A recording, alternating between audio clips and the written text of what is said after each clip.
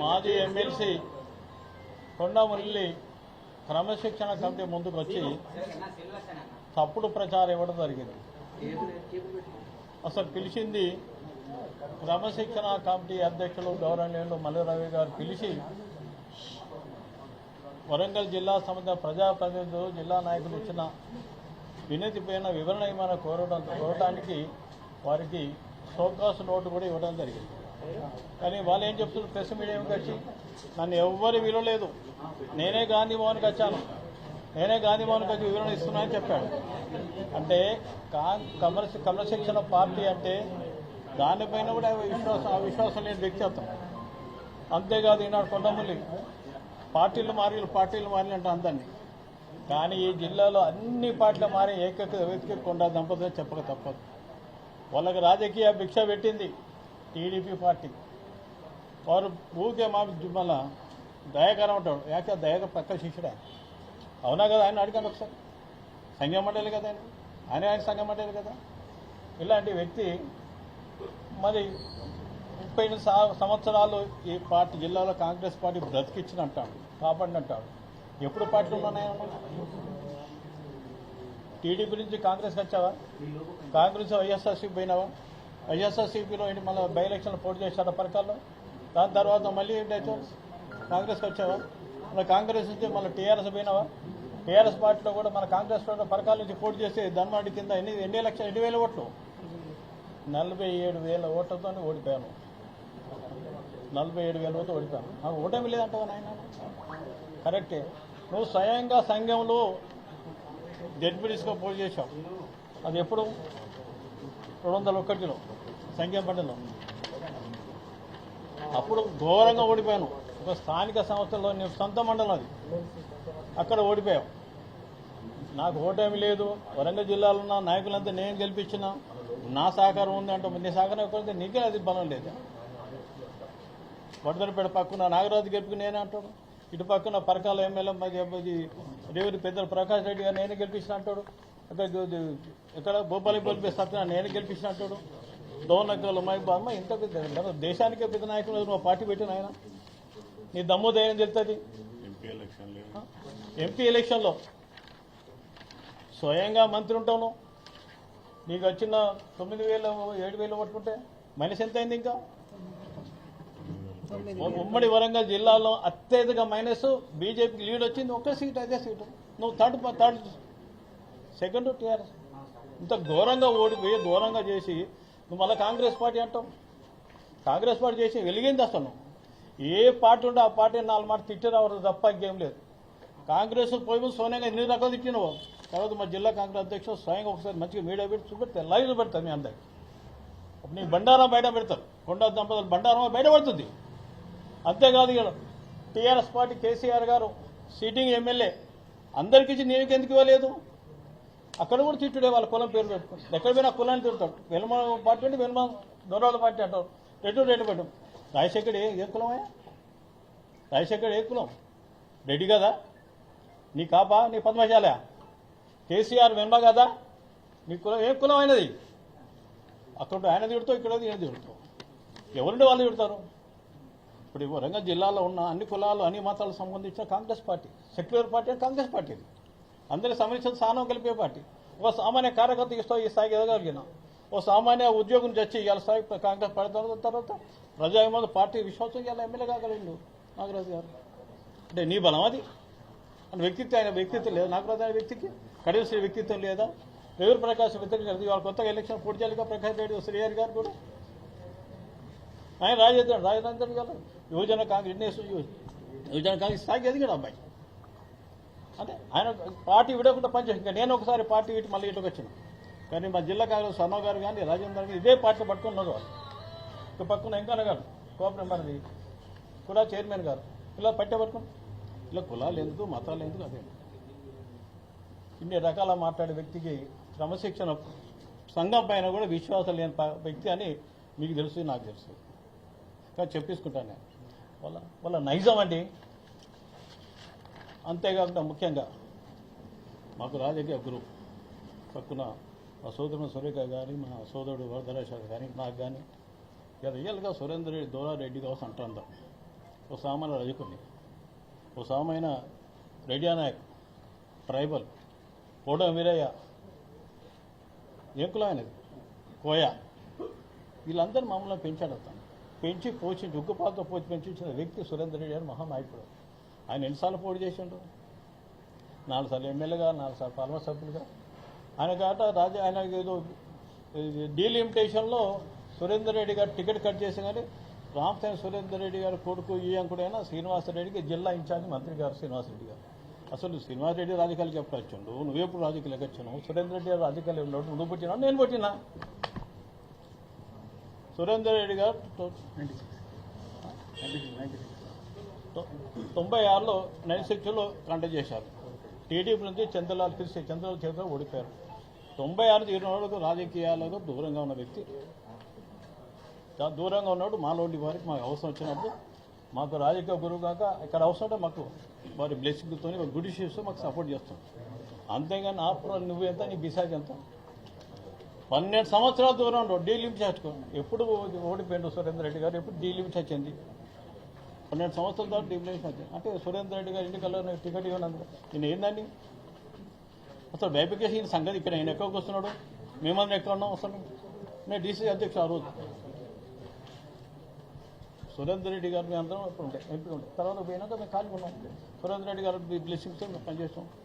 మన రాజశేఖర రెడ్డి గారు పీసీ అధ్యక్షుడు ఉన్నప్పుడు పనిచేసాం. ఇన్ని రకాలు ఉన్న వ్యక్తిని సురేందర్ రెడ్డి లాంటి మహనీయుని, అసలు 96 సంవత్సరాల మహనీయుని, ఉమ్మడి రాష్ట్రంలోనే చాలా సీనియర్ లీడర్ అతను. ఆనాడు ఎలక్షన్ 2014లో 4లో నేను, స్వర్ణ గారు, వరదరాజేశ్వర గారు, విశేషులు నరేష్ రెడ్డి గారు, మేమందరం సురేందర్ రెడ్డి గారు ఎట్లున్నాం. హామీద్ పటేల్ గారు స్వయంగా పోటీ చేసి సోనియా గారు మీతో మాట్లాడుతున్నారంటే మాట్లాడలే. ఆ రోజు స్వయంగా ఫిజికల్గా సింగపూర్ సింగపూర్ రాజేశ్వరరావు గారు, వెంకటస్వామి గారు స్వయంగా ఇంటికి వచ్చి ఎట్లా పోటీ చేయాలన్నారు. వెంటనే పీసీ అధ్యక్షుడు రాజశేఖర్ గారు కొంచెం అన్నా మీకు పోటీ చేయాలి, మీరు పోటీ చేస్తే తెలంగాణ అందరికీ కూడా మనో ధైర్యం ఉంటుంది. మన అధికార పార్టీగా ప్రతిపక్షంలో గెలవాలంటే మీరు మీ సహకారం కావాలి, మీరు ఉండాలని అన్నా కూడా నేను రాజకీయాలకు దూరంగా ఉన్నాను. ఎవరైనా పెట్టండి నా సహాయ సహకారాలు పార్టీలో ఉంటుంది, జిల్లాలో మంచి చెడు పార్టీలో ఉంటామని చెప్పారు. అలాంటి వ్యక్తిని అత్యంత అవకాశాలు శ్రీనివాసరెడ్డి గారు చుట్టం మొన్నైండు. కొడుకుకు ఆయన డాక్టర్ చుట్టం అయిండు. కానీ కులాలకు మతాలుగా పనిచేసే సురేందర్ రెడ్డిని రెడ్డి అని పేరు పెట్టి రెడ్ల కులం చేద్దాంలేండి. రెడ్లతో రెడ్లని తిరుగుతాం, ఎలుగుతో బెల్మలు తింటాం. నువ్వు ఎవరి కింద పనిచేస్తావు? రాజశేఖర్ కింద మరి రెడ్డి కదా ఆయన? కేసీఆర్ టికెట్ ఇస్తే మరి బెల్మ కదా ఆయన? ఎవరు ఉంటే వాళ్ళకి తిట్టుడే అని బాధ్యం. వాళ్ళకు ఒంటిలో ఉంటుంది, దాన్ని ఏమంటే అర్థం కాదు నాకు అంతాదిగా. అంటే వ్యక్తికి క్రమశిక్షణ కమిటీ తప్పకుండా ఇవన్నీ కూడా పరిగణలోకి తీసుకొని మరి పార్టీ ఒక వరంగల్ జిల్లా విషయాన్ని మాట్లాడతాం. ఇదేమంటే భారతదేశానికి తెలిసిన క్యారెక్టర్. అబ్బా అసలు ఎన్ఎంఎస్ గెలిచిన డిప్యూటీ వస్తున్నాడు. ఎన్ఎంఎస్ ఎవరు గెలిచలే? చీటింగ్ చేసిన మాకు తెలుసు. మేమేమా కాంగ్రెస్ పార్టీలో మేము ఎక్కడ ఉరికినాం? మేమందరం ఉన్నాయి. నేను జిల్లా అధ్యక్షుని పట్టుకొని ఇంకా నేను డీసీ ప్లేన్గా పనిచేశాను 14 సంవత్సరాలు. వరంగల్ అట్లా తెలంగాణ మొత్తం 9 గెలిచాను ఎన్ఎంఎస్. మీకు గెలవ మీడియా మిత్రులందరికీ మాకేం తెలుసు? మాకన్నా మీకు బాగా తెలుసు. కరీంనగర్ గెలవలేదా? నిజామాబాద్ గెలవలేదా? మహిబాద్ గెలవలేదా? నల్గొండ గెలవలేదు? అంతా గెలిచారు కదా. ఒక నల్గొండ ఎలక్షన్ అయితే కొండరెడ్డి ఇంకా మన రాజగోపాల్ రెడ్డి వరుస ఎక్కడ ఎలక్షన్ జరగదు. నేను పెద్ద అంటే నువ్వు ఆప్రో స్థానిక సంస్థ ఎన్నికలు జడ్పీటీస్గా ఓడిపోయినావు నువ్వు నాయన. ఎందుకు ఇలాంటి పిచ్చి పిచ్చి మాట మాట్లాడితే కాంగ్రెస్ పార్టీ ప్రజాస్వామ్యం పనిలో తీసుకుని అన్ని కులాలకు మతాలకు సరైన పార్టీ అనుకో. కాంగ్రెస్ పార్టీ కనుక ఇన్ని కులాలు వచ్చారు. కులాల పేరు తిరుగుతాం ఎందుకు? ఎవరు ఉద్యోగాలు చేస్తారు, వారికి ఉద్యోగం చేస్తే వచ్చాడు. ఆ ఉద్యోగ ధర్మాలు కాబట్టి తప్ప నువ్వు రాజకీయాలు ఎమ్మెల్యేగా ఎమ్మెల్సీగా ఉన్నావు. మరి కాంగ్రెస్ పార్టీ ఇచ్చిన ప్రభుత్వ పరంగా పనిచేయాలా వద్దా? మనం అంతా నేను కూడా ఎమ్మెల్సీ ఉన్నా. ప్రభుత్వం అనుకూలంగా పనిచేయాలా వద్దా? నేను పార్టీకి అనుకూలంగా పనిచేయాలా వద్దా? నేను ఏదో కోర్టుతో రాసేస్తారు. నేను ఎందుకు 200 వీకిలో 500 చేస్తున్నాను. ఎక్కడ పోయినా మీకు తెలియదా? మీకు తమ తెలుసు కదా, లైవ్లో చూశాక మీరు అందరూ. ఇలాంటి తప్పుడు మాట మాడితే కాంగ్రెస్ పార్టీ ప్రజలు ఎవరు సాధించారు? జాగ్రత్త చెప్తాను. అంతా 5వ తారీఖు వారు క్రమశిక్షణ కమిటీ వాళ్ళు టైం పెట్టారు. టైం బాండ్ ఫిక్స్ చేసాం. దాని తర్వాత మరొకసారి ఎదురాక జిల్లా అభివృద్ధి ఏ విధంగా చేయాలి, నియోజకవర్గాల పరిస్థితి ఏంది, స్థానిక సంస్థ ఎన్నికలు రాబోతుంది.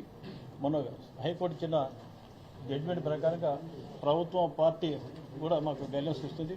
రేపు అఖిల భారత కాంగ్రెస్ నాయకుడు మల్లికా ఖర్గే గౌడ్ వచ్చి అందరితో మాట్లాడడానికి సమీక్షించడానికి రాబోతున్నాడు.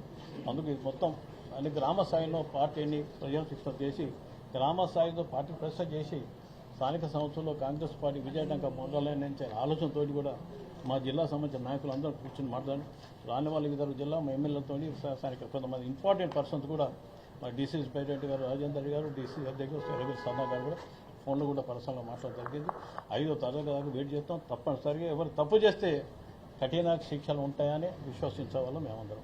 ఇప్పటివరకు మీరు వరంగల్ పార్లమెంట్ పరిధిలో ఉన్న నేతలే వస్తున్నారు. ఇప్పుడు మరి రామచంద్ర రెడ్డి వేం నరేందర్ రెడ్డిని కూడా ప్రస్తావించారు. ఇవన్నీ ఉన్న నేపథ్యంలో మహబూబాబాద్ మీతో కలిసి ఫోన్లు చేసుకున్నారా, ఏమైనా ఉందా అసలు ఇట్లాంటి ఆలోచన? ఉమ్మడి వరంగల్ జిల్లా కాదు, ఉమ్మడి ఆంధ్ర ఇతర సమైక్య రాష్ట్రంలో వాళ్ళు కూడా నాతో మాట్లాడలేదు. ఎందుకంటే సురేందర్ రెడ్డి గారికి సన్నిహితంగా ఉన్న స్వర్ణ గారు కానీ నేనుగా వజ్రాశ కొంతమంది మిత్రులు ఉన్నాం. మాకు కూడా స్వయంగా ఫోన్లు చేసి మాట జరిగింది. ఇలాంటివన్నీ ఎంగు పోతాం కుక్కలు ముగ్గురు తెలుస్తున్నాం, అలాంటి కుక్క అని వేస్తున్నాం. సురేందర్ రెడ్డి గారి పర్సనాలిటీ ఎక్కడ, మీరు ఎక్కడ అండి? కొండమూరి క్రమశిక్షణ తప్పి మాట్లాడుతున్నారని మీరు క్రమశిక్షణ కమిటీకి ఫిర్యాదు చేశారు. మరి క్రమశిక్షణ కమిటీ ఆదేశాలు ఇచ్చిన నేపథ్యంలో మీరు కూడా మరి పదే సమావేశాలు అవుతున్నారుగా, మీరు క్రమశిక్షణ విస్మరించినట్టు అనుకోవచ్చా? క్రమశిక్షణ అనుగుణంగా మేము ఉన్నాం. పార్టీ మీద ప్రభుత్వం మీద విశ్వాసం నమ్మకం వ్యక్తులు మేము. ఎక్కడ ప్రభుత్వం వ్యతిరేకంగా మాట్లాడతలేమే. ప్రియాల కొండమూలి అనే వ్యక్తిగా మాట్లాడలే. ఆయన మాట భాషకి చెప్పాం మేము ఉందట. ఆయన భాష మాట్లాడే భాష మళ్ళీ వివరించాం తమరికి. నేను సో రామస్వామి సురేందర్ రెడ్డి అంటే సురేందర్ రెడ్డి గారి మీద అన్నప్పుడు మేము వివరణ ఇవ్వకుండా మేము ఈ కాంగ్రెస్ పార్టీ సురేందర్ రెడ్డి గారి ఆయన బ్లెస్సింగ్తో ఈ స్థాయికి ఎదిగిన తర్వాత ఆయన గురించి మాట్లాడదు మేము మనసులేం కాదు కదా. ఒక క్రమశిక్షణగా పెంచిన నాయకుడు సురేందర్ రెడ్డి గారు.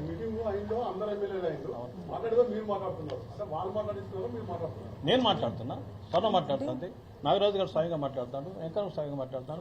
ఎవరు ప్రోత్సహించారు?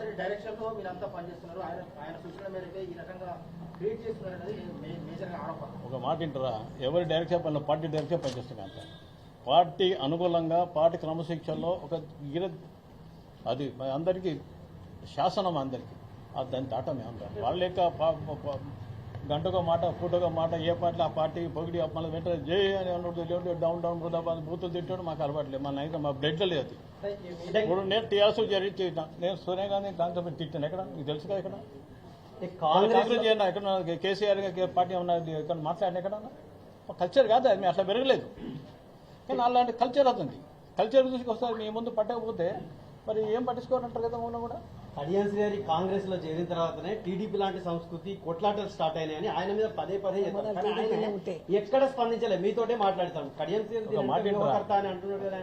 మాట్లాడరా కడియం శ్రీహరి గారు ఏ పార్టీలో క్రమశిక్షణ పనిచేసిన కార్యకర్తగా పనిచేసిన వ్యక్తి కడియం శ్రీహరి గారు. ఎవరి ప్రకాశ్ గారు కూడా అనుభవం వ్యక్తి అతను కూడా ఆషామాషం మధ్య కాదు. ఏజ్ దగ్గర అన్ని రకాల కమిటీ ఇక్కడ ఉన్నా సరే అంటే కనుకుంటే ఎవరైనా నా మీద రికోపం ఉంటే నారాయణ అయిపోయిందా, నాగరాజు ప్రభుత్వ ఉద్యోగం చేస్తే పనిచేసినట్ట మరి చేద్దా ఆయన. క్రమశిక్షణ కలిగిన వ్యక్తి అంటారు కదా, రాజకీయ అనుభవం ఉన్న వ్యక్తి ఉన్నది. మరి పక్క పార్టీలో గెలిచి ఇది ఇళ్ళకి వచ్చి పనిచేస్తాడు, అది ఏ రకమైన క్రమశిక్షణ? మీ మీద మీ మీద రాజీనామా చేసి రావాలని మీ పార్టీతో పాటు నేను అడిగినా చెప్పు, అది క్రమశిక్షణ అవుతుందా? పక్క పార్టీలో ఆ పక్క పార్టీ పదవి పట్టుకొచ్చి ఈ పదవిలో కంటిన్యూ అవ్వడం కడియం చేయాలి క్రమశిక్షణ అవుతుందా? పట్టి ఆలోచిస్తాను. బయట పార్టీ ఆయన నాకు పిలిచాను వచ్చాడు. అతను ఆయనగా స్వయంగా చేయలేదు, ఇక్కడ నేను కూడా స్వయంగా చేయలేదు. కడియం శ్రీహరి గారు కూడా గౌరవ ముఖ్యమంత్రిగా గవర్నర్ పీసీ ప్రెసిడెంట్గా పిలిస్తేనే వచ్చి జాయిన్ అయ్యడం జరిగింది. నేను కూడా ముఖ్యమంత్రిగా వాళ్ళంతా పిలిచి సురేందర్ రెడ్డి గారు సలహా పెట్టి నేను చేయడం జరిగింది. మేము పార్టీ నష్టం చేసే వాళ్ళ పార్టీలు అనుకుని పనిచేసే వాళ్ళందరూ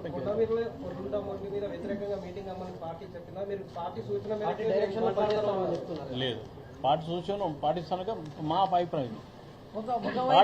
పార్టీని గీత దాటకుండా ఉంటారు.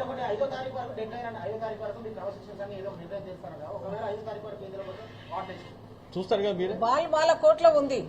ఇప్పుడు నిర్ణయం మేము కట్టుబడి ఉన్నాం పార్టీకి, దాన్ని గీత దాటేటోళ్ళం కాదు. ఆ తర్వాత నిర్ణయం మీద మీకు చెప్తాం కదా, మీకు చెప్పండి మేమేం చేయం కదా, మేము చేయలేం కూడా. అందుకోసం తప్పకుండా తర్వాత మీరు అందరు కూర్చొని మాట్లాడుకున్న అంశం ఏంటి అసలు ఆయన మాట్లాడిన మాటలే చర్చించు. ప్రధానంగా ముందు మేము మాట్లాడింది దానికన్నా స్థానిక సంస్థల ఎన్నికలు వచ్చినాయి, గ్రామ కమిటీలు మండల కమిటీలతో రివ్యూ చేయడం జరిగింది, తర్వాత అభివృద్ధి పొందింది. రాబోయే ఎన్నికల్లో కూడా మనం ఏ విధంగా చేయాలనేది అందరూ కొంచెం ఆలోచించి తర్వాత దీని మీద కూడా మాట్లాడడం జరిగింది. కోర్టు మీటింగ్ స్థానిక సంస్థల ఎన్నికల విషయంలో అంశాల మీద ఏం చేస్తారనేది ఎమ్మెల్యేలు వచ్చి మాట్లాడచ్చు కదా, మీరు మాట్లాడుతున్నారు, మీరు మాట్లాడుతున్నారు. అంటే మేము అది లోపల మాట్లాడుకునేది కాబట్టి పార్టీ గురించి అక్కడ మాట్లాడుకున్నాం ఏం చేయాలో అనేది. ఇక్కడ ఆయనకు సమాధానం చెప్పాలి కాబట్టి చెప్తున్నాం. ఇక్కడ ఇది ఎవరొక్కరు కాదు, ఇది జన సంస్థ కాదు, ఇది పార్టీ అంటే. సార్ అంటే మీరు ఆల్రెడీ క్రమశిక్షణ కమిటీకి కొండమురళి మీద ఫిర్యాదు చేశారు. ఫిర్యాదు చేసినాక మళ్ళీ అంటే ఆ నిర్ణయం తీసుకునే వరకు మీరు వేచి అవకాశం ఉంది కదా. మళ్ళీ ఈ సమావేశాలు ఎందుకు పెడుతున్నారు, మీడియా ముందుకు వచ్చి మాట్లాడద్దని ఆల్రెడీ మీనాక్షి నటరాజన్ రాష్ట్ర వ్యవహారాల ఇన్ఛార్జి చెప్పనే చెప్పింది. అంటే మీరు మళ్ళీ 4వ తారీఖు నాడు హైదరాబాద్ లో అఖిల భారత కాంగ్రెస్ అధ్యక్షుడు రాబోతున్నాడు. ఉమ్మడి జిల్లా సంబంధించిన నాయకులతో ఫోన్లో మాట్లాడడం జరిగింది. జన సమీకరణ అంటే మండలం నుంచి, గ్రామాల నుంచి, నగరం నుంచి ఎట్లా విషయం కూడా తీసుకొచ్చడం జరిగింది. ఈ కొండమురళి విషయం కాదు, కొండమురళి అంటే ఒక పార్ట్. మీరు చెప్పింది కొండమురళి పార్టీ చెప్పారు సార్. అవును, అంటే జన సమీకరణ చెప్తుంది, అది చెప్తా వేరే జిల్లా పార్టీ అధ్యక్షుడు చెప్తాను, నేను ఎమ్మెల్సీ కాదు కదా.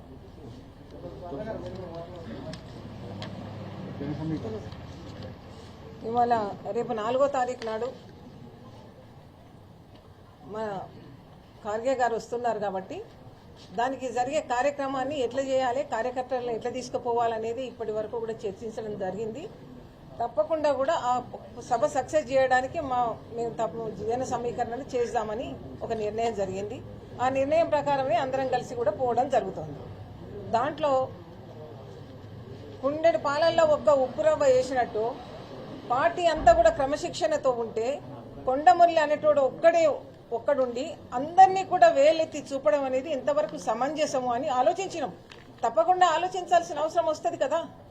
ఇవాళ సీనియర్ కాంగ్రెస్ 40 సంవత్సరాలు ఏకదాటిగా ఎమ్మెల్యేలుగా, ఎంపీగా ఈ రాష్ట్రాన్ని మొత్తం ఏలిన సురేందర్ రెడ్డి గారు, రామసాయం సురేందర్ రెడ్డి గారి గురించి అవాకులు చెవాకులు పేల్తే ఎవరు ఊరుకుంటారని అడుగుతున్నాం.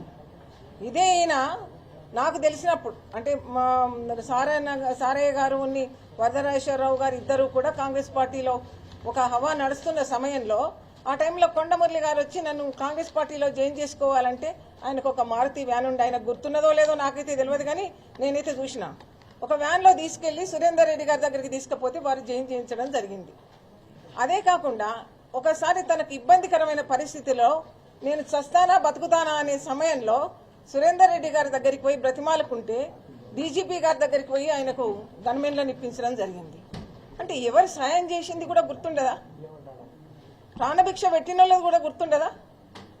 మరి ఇది ఏ సమాజంలో పెరుగుతున్నాం మనం, ఎట్లాంటి మనుషుల మధ్య ఉంటున్నామనే ఆలోచన ఉండాలి కదా. గతంలో ఇవాళ సురేందర్ రెడ్డి గారిని అంటారు, లేకపోతే వీళ్ళని అంటారు, రేవూరి ప్రకాష్ రెడ్డి గారిని అంటారు. 75 ఏళ్ళు వస్తే మాత్రం రాజకీయం చేయొద్దా? మరి అదే మరి ఇంకా వేరే వాళ్ళు మోడీని అనగలుగుతాడా? నువ్వు ఎందుకు రాజకీయం చేస్తున్నావు, ఇక సరిపోతుందని? ఇలాంటివన్నీ కూడా అవాకులు చెవాకులు పేరడం మంచిది కాదు. పార్టీ క్రమశిక్షణతో ఉండాలి. పార్టీలో ఉన్న వాళ్ళని నువ్వు 10 పార్టీలు మారినావు, నీకు ఎవరి మీద గౌరవం లేదు, ఎవరన్నా కూడా నీ దగ్గర నిజాయితీ లేదు. నువ్వు అందరి గురించి మాట్లాడితే మేము ఎట్లా వింటామని అనుకుంటున్నావు. ఇలాంటి పరిస్థితి రాకూడదని మేము మా క్రమశిక్షణ కమిటీకి మేము అందరం కూడా చెప్పడం జరిగింది. వారు 5వ తారీఖు వరకు మాకు ఒక టైం ఇచ్చినారు. ఆ గడువు దాటిన తర్వాత వారు ఏం చేస్తారో, ఏం చేయగలుగుతారో చూసిన తర్వాత మా నిర్ణయం మేము తెలియజేస్తాం. మేడం మీరేమో ఆర్ సురేందర్ రెడ్డి ప్రాణభిక్ష పెట్టినా కానీ ఆయన స్వయంగా రాజశేఖర రెడ్డి మాత్రమే నాకు ప్రాణభిక్ష పెట్టినా అన్నారు. మీరేమో ఆర్ సురేందర్ రెడ్డి పేరు చెప్తాను అంటే ఎందుక ఆయన ఏ సందర్భంలో ప్రాణభిక్ష కోసం పోయిండు బయటికి చెప్పొచ్చు కదా. ఆయన చెప్పాలి కదా. ఆయన చెప్పిండు ఆల్రెడీ ఏమని, రాజశేఖర రెడ్డి నాకు ప్రాణభిక్ష పెట్టిందని ఆయన అన్నాడు. కానీ మీరేమో ఆర్ సురేందర్ రెడ్డి ప్రాణభిక్ష పెట్టిందని మీరు అన్నారు. ఆర్ సురేందర్ రెడ్డి గారి దగ్గరికి నాకు ప్రాణ భయం ఉంది అని పోయినప్పుడు డీజీపీ గారి దగ్గరికి స్వయాన వారు తీసుకుపోయి వారికి గన్మెన్లు ఇవ్వడం జరిగింది. ఇది వాస్తవం అవునా కాదా ఆయనను ఆలోచించమనండి, ఆయన చెప్పమనండి. నువ్వు వేరేవా లేదా అని మీరు అడగండి. పోయిందంటాడా లేదంటాడా? లేదంటే మేము ఆ వివరణ ఇస్తా తప్పకుండా.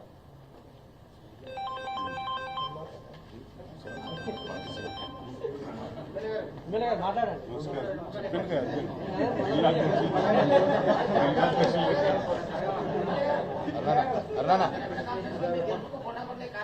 చెప్పండి.